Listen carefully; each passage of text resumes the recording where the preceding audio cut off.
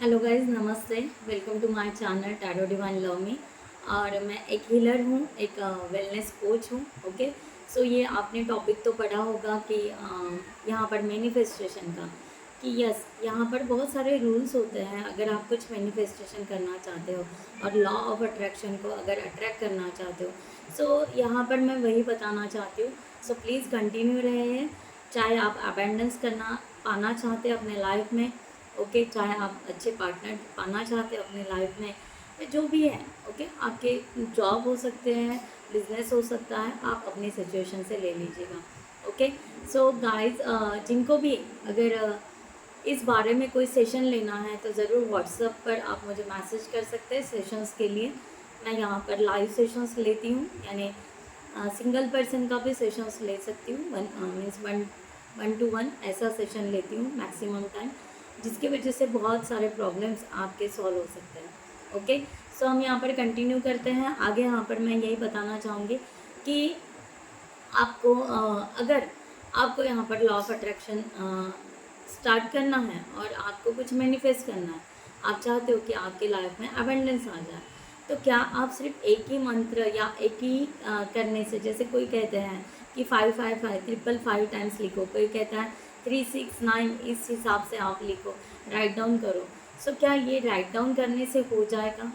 Okay, अगर ये हो जाएगा तो सभी का हो जाता है ना। इस दुनिया में सभी लोगों का सभी मैनिफेस्टेशन हो जाता।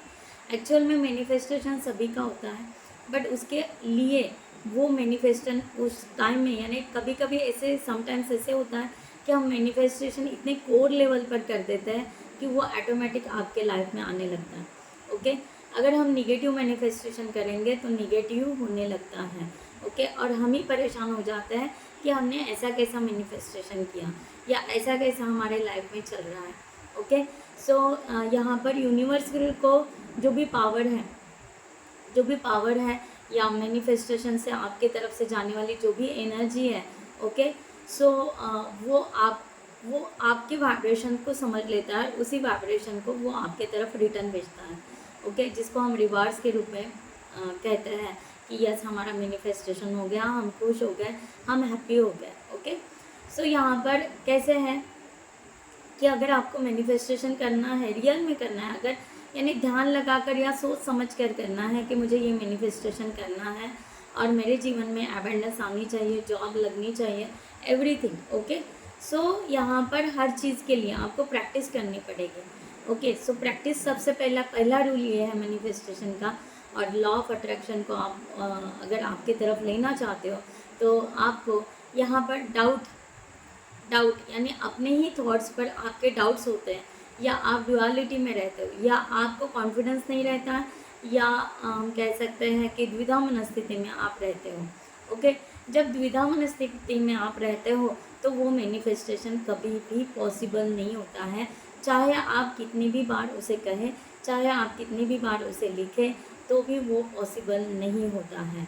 ओके, सो यहाँ पर क्या है कि आपको अगर यहाँ पर मैनिफेस्टेशन करना है तो सबसे पहले अपने दिमाग को पूरी तरह क्लीन करना पड़ता है। पूरी तरह हम उसको क्लींजिंग कहते हैं, या निगेटिव थॉट्स को या उसको रिलीज़ करना कहते हैं। ओके, सो उसके लिए आपको यहाँ पर एक ही चीज़ ध्यान में रखना है कि मैं शॉर्टकट में ही बता रही हूँ, और आप यहाँ तक बने हो तो डेफिनेटली आपको अच्छा लग रहा है।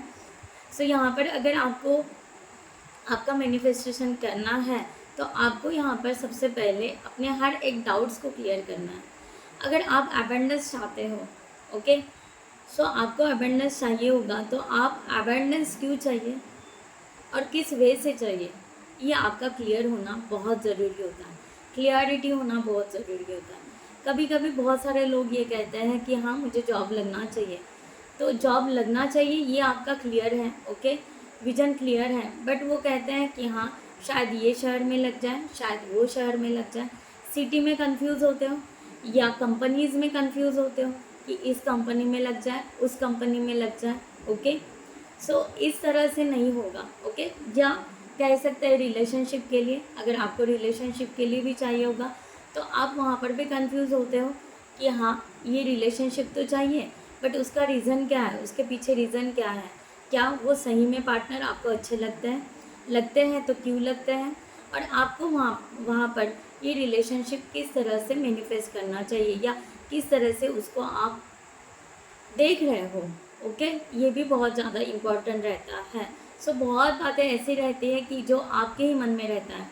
कभी कभी बहुत सारे लोगों को रिलेशनशिप के बारे में भी डाउट रहता है।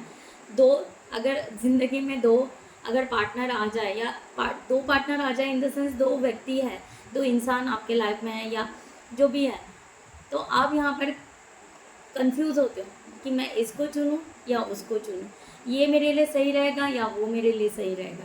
तो बहुत सारे इतने डाउट्स आप लेकर बैठते हो अपने साथ में, और यहाँ पर कहते हो कि मैंने मैनिफेस्टेशन बहुत किया, बहुत सारे स्ट्रगल किया, बहुत सारे प्रेयर की डिवाइन को, बहुत सारे भगवान के पास में जाकर मंदिरों में जाकर पूजा की, फिर भी मेरे प्रॉब्लम सॉल्व नहीं हुए, फिर भी मुझे इस सिचुएशन से कभी बाहर निकाला नहीं गया।